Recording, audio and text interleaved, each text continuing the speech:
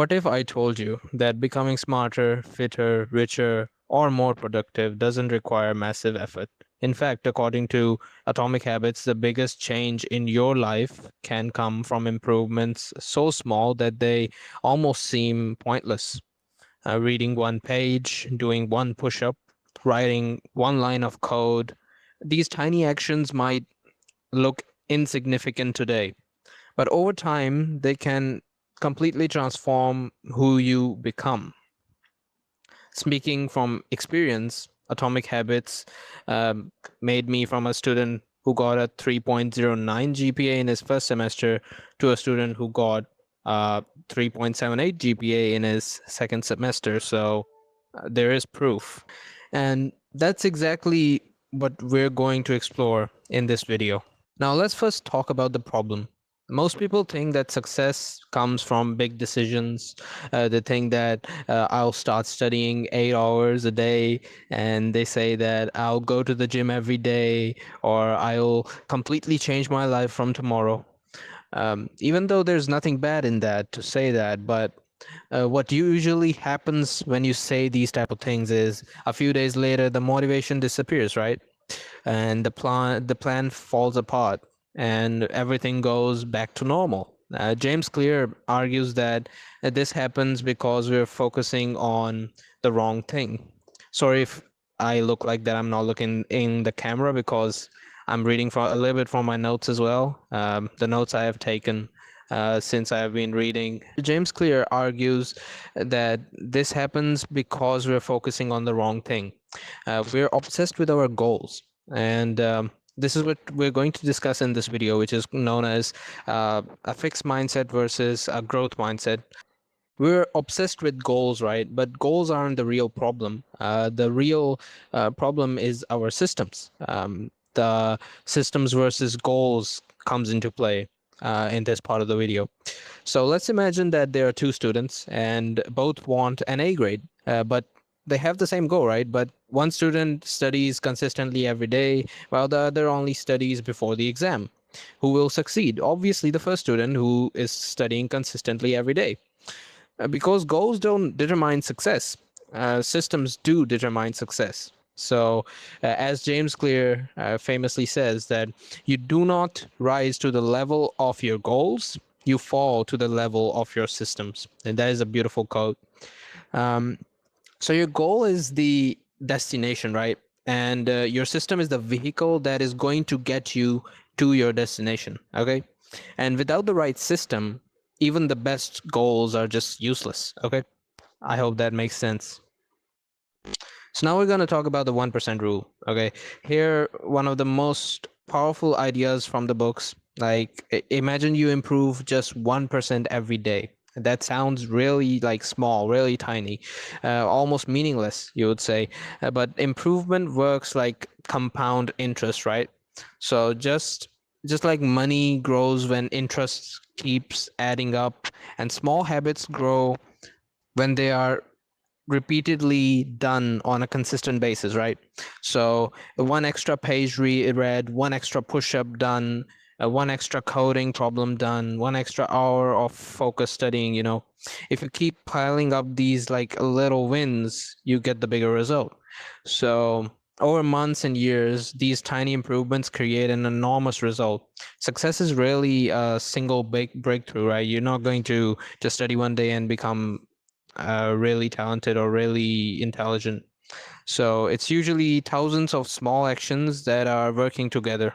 Now, here's the idea that changed the way many people think about habits. So most people focus on outcomes. They say that I want to like get fit. I want to become a good programmer. I want to, get better grades. But James Clear says that there's a better approach to this. So we have to focus on identity.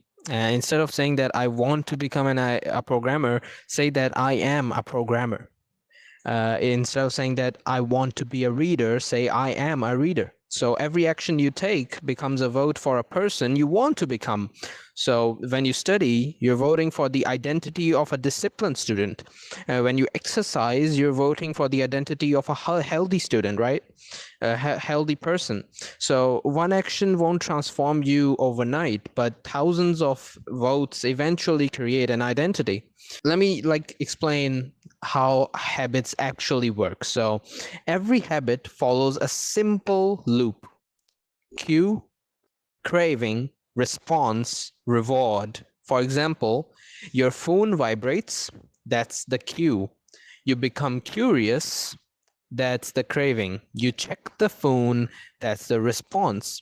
You see the message, and that is the reward. Your brain remembers this reward, and after enough repetitions, the behavior becomes automatic.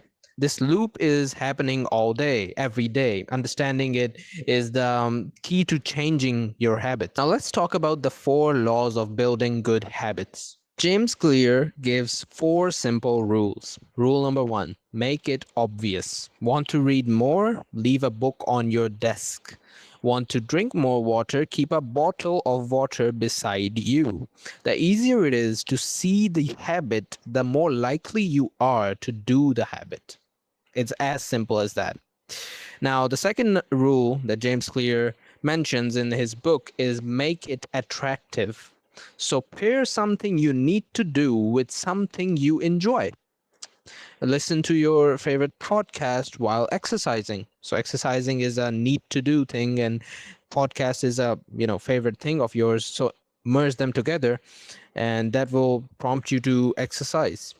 You can also watch a lecture with your favorite coffee, and make sure that like the good habits feel appealing. So this is the basic rule in this category. The next is rule number 3, and that is make it easy. So this is where most people fail, right? So they make habits too difficult, right? Instead of saying that I'm going to study for 4 hours, start with I'm going to study for 2 minutes. I'm going to study a small line, a small word. Keep it simple, keep it tiny. It sounds silly, but starting is the hardest part, and you will know that. Once you're moving, continuing becomes much more easy. So, much more easier, much easier. So let's talk about rule number 3. Oh, it's rule number 4, making it satisfying. The humans repeat behaviors that feel rewarding. So that's why habit trackers work. Like every check mark gives your brain a small sense of achievement. So progress becomes visible, and visible progress creates motivation. That's simple. Now, breaking the bad habits, that is really important. Okay. The solution is surprisingly simple. Reverse the 4 laws. Make bad habits invisible, right? You make good habits visible, put the book on the desk, it's visible. Your first thing you do in the morning, you have a book on your table, you're going to read it. But for bad habits, you're going to reverse the process. Make the bad habits invisible. If you have a game installed in your computer, just delete it.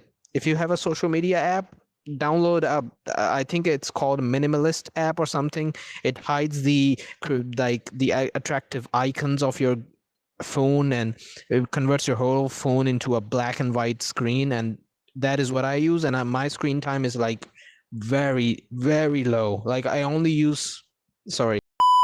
Next thing is make them unattractive, right? I'm going to elaborate. Make them difficult, make them unsatisfying. If you want less social media, delete the apps. It's simple. Log out, turn off the notifications, increase the effort required to access the distracting habits. And the harder a bad habit becomes, the less often you will go to it. Like it's simple. So, what's the conclusion? At the end of the day, Atomic Habits teaches one simple lesson: your life is a result of what you repeatedly do. Okay? Not what you do once, not what you plan to do, but what you consistently do every day. The small choices you make today may seem insignificant, but they are shaping the person you'll become tomorrow. So don't focus on changing your entire life overnight. Focus on becoming just 1% better every day or today. because tiny habits repeatedly done consistently can create extraordinary results. And that's the power of atomic habits. Bye.